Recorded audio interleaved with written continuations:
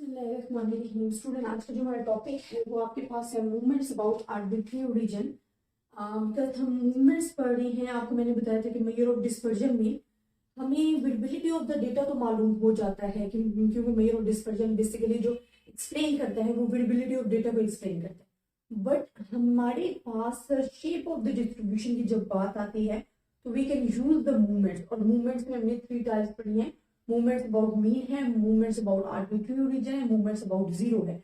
Zero और उससे related example जो हम नेक्स्ट लेक्चर में करेंगे। हमें बेसिकली ये पता होना चाहिए कि मूवमेंट्स अबाउट आर्बिट्री वैल्यू के, ठीक है। आर्बिट्री वैल्यू या आप कह सकते हो एज्यूम वैल्यू, ठीक है। एज्यूम वैल्यू आपके पास जिस तरह आप लेते थे कि आपके पास जी होता था तो आप अपनी वैल्यूज में से y माइनस ए आप ले लेते थे तो वो आपके पास क्या आ जाता था, आर्बिट्री वैल्यू, ठीक है, कि एज्यूम वैल्यू से डेविएट करते थे। और मूवमेंट्स अबाउट मीन क्या होता था कि आप अपनी वैल्यूज को मीन से डेविएट करते हो, लेकिन मूवमेंट्स अबाउट आर्बिट्री वैल्यू में आप एज्यूम वैल्यू से जो है अपनी वैल्यू को डेविएट करते हो। अब इसमें स्टूडेंट आपने एक चीज मेन याद रखनी है कि movements about arbitrary value assume value हो गए, मूवमेंट्स अबाउट जीरो में आपने 4 इक्वेशन यूज करनी है। After doing this process we can use the 4 equation जो मैं आपको डिस्कस करूंगी। When we are discussing about the movements about mean, उसके लिए मैंने आपको बताया था कि only we are following the 4 step, but उसमें हम इक्वेशन यूज नहीं करते बिकॉज तो ऑटोमेटिकली हमारे पास आंसर आ जाते हैं। बिकॉज जो हम डेविएशन कर रहे होते हैं वो फ्रॉम देयर एवरेज वैल्यू होती है, मीन होती है, so there is no need for the 4 equations. But when you are doing the movements about arbitrary value and movements about mean, then हमने फॉलो करना है 4 इक्वेशंस को, वो मैं इंशाल्लाह इस वीडियोस में आपको करके बताती हूँ।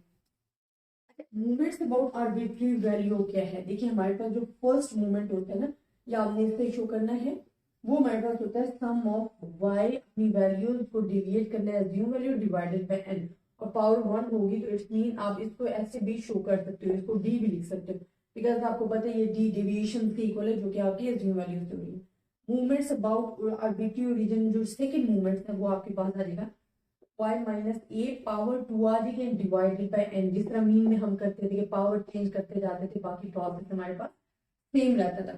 थर्ड मूवमेंट्स में हमारे पास क्या होता है कि अपनी वैल्यूज को पावर 3 लोगे डिवाइड करते हो एज्यूम वैल्यू से, तो ये आपके पास आ जाएगा। और फोर्थ में आपने क्या करना है, अगेन सिर्फ और सिर्फ पावर चेंज करते जाना है, बाकी तमाम का तमाम प्रोसेस जो है वो क्या रहेगा, सेम रहेगा। तो ये फर्स्ट 4 आप कह सकते हो मूवमेंट्स की वैल्यूज आ गई हैं जो कि हमने मूवमेंट्स अबाउट आर्बिट्री वैल्यू में करी है। अब यहाँ पे हमारा जो लेक्चर है ना, या जो हमारे पास कोई भी डेटा गिवन होगा वो यहाँ पे आगे स्टॉप नहीं होगा, हमने 4 वैल्यूज को फाइंड करना होगा। और 4 वैल्यूज 4 इक्वेशन जो है वो मैं आपके साथ डिस्कस करूंगी। 4 इक्वेशन में ये वैल्यू जब पुट करेंगे then we are taking about the 4 movements about mean हमारे पास आएंगे।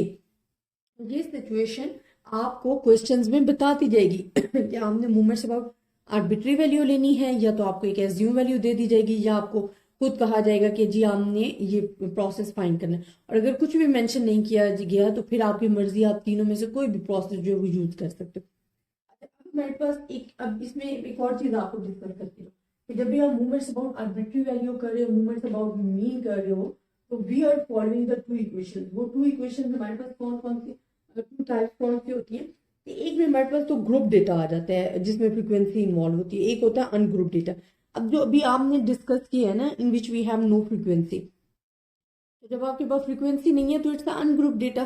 तो अगर आपको सिंपल डेटा गिवन है, वहां पे फ्रीक्वेंसी नहीं गिवन, फिर आपने इस प्रोसेस को फॉलो करना है। अगर आपके पास डेटा गिवन है तो फिर आपने एफ का इजाफा करना है। मैं आपको यहाँ पे ग्रुप डेटा का बताती जाती हूँ कि जब आपके पास फ्रीक्वेंसी इन्वॉल्व होगी जो फार्मूलाज यूज करने हैं वो आपके पास होंगे।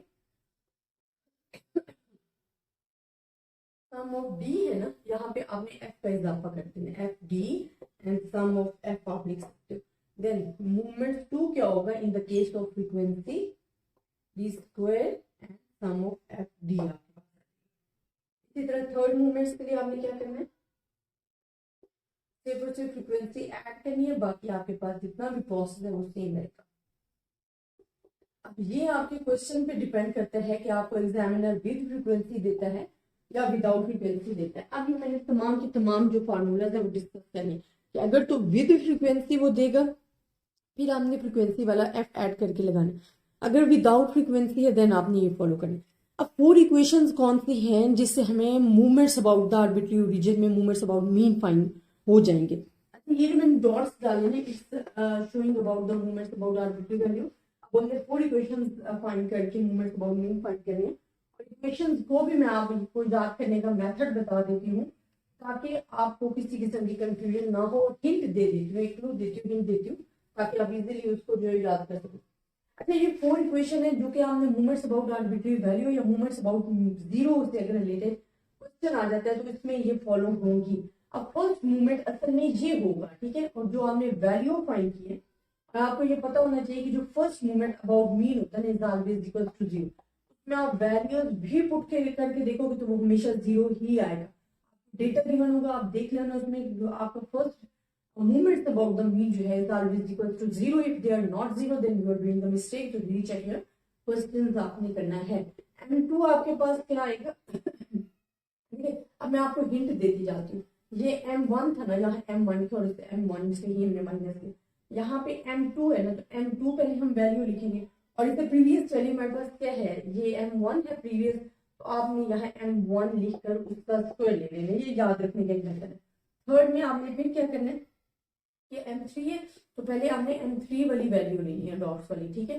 देन आपने इसको जोड़ के जो लास्ट में आपके पास है ना, इससे प्रीवियस 2 हमारे पास M2 था ना, यहाँ पे 1 2 यहाँ पे आ जाएगा 1, वो यहाँ पे 1 यहाँ पे 2 आ जाएगा। 2 1 की पावर क्या है क्यूब आएगी बिकॉज थर्ड यूनिट हम का। और मिड में आपने याद रखना है कि 3 1 याद रखना। M4 आप कर रहे हो, देखिए हम M4 है तो पहले हमने M4 लिखना है। लास्ट में यहाँ पे 2 था ना, यहाँ पे आपके पास क्या आ जाएगा 3 आएगा। और ये भी आपने याद है माइनस प्लस माइनस आपको याद रखिएगा, ठीक है। यहाँ पे आपने M1 लेना है और M1 की पावर आपने क्या लेनी है 4 लेनी है, ठीक है।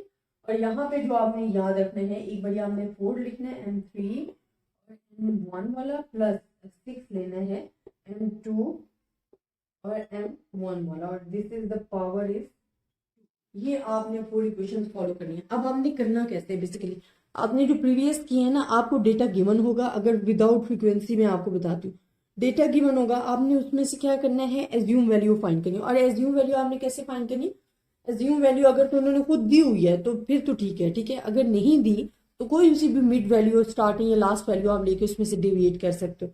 जब आप डिविएट करोगे तो पहला हमारे पास डी आएगा, उसी का स्क्वायर लेते जाओ, क्यूब लेते जाओ, 4 पावर लेते जाओ, तो आपके पास तमाम वैल्यूज आ जाएंगी। अब हमने क्या करना है कि M1 फाइंड करने के लिए हमने उनको डिवाइड करना है n से। इसी तरह जितने मैंने फार्मूलाज बताए वो आपने पुट करनी है वैल्यू। आपके पास जो फर्स्ट मूवमेंट्स अबाउट मीन होगा ना वो 0 के इक्वल होगा। सेकेंड फिर आपके पास जो भी आप वैल्यूज पुट करोगे आएगा, ये वैल्यूज फिर आपने इन 4 इक्वेशंस में पुट करनी है, देन जाके आपका क्वेश्चन कंप्लीट होगा। बहुत सारे स्टूडेंट जब चेकिंग हो रही होती है तो वो सारा प्रोसेस ठीक कर रहे हैं, लेकिन लास्ट में इन 4 इक्वेशन में वैल्यू पुट करना भूल जाते हैं। या आपने काम नहीं करना। और जब आपके पास मूवमेंट्स अबाउट मीन होगा तो उसमें आपको वैल्यूज पुट करने की जरूरत नहीं है, आपको इसमें और मूवमेंट्स अबाउट जीरो में पुट करने की जरूरत है। तो आई होप स्टूडेंट इंशाल्लाह आपको समझ आया होगा। नेक्स्ट लेक्चर्स में हम इससे रिलेटेड एग्जांपल्स भी करेंगे। ज़्यादा से ज़्यादा स्टूडेंट्स के साथ शेयर कीजिएगा, अपनी दुआओं में याद रखिएगा। अल्लाह हाफिज़।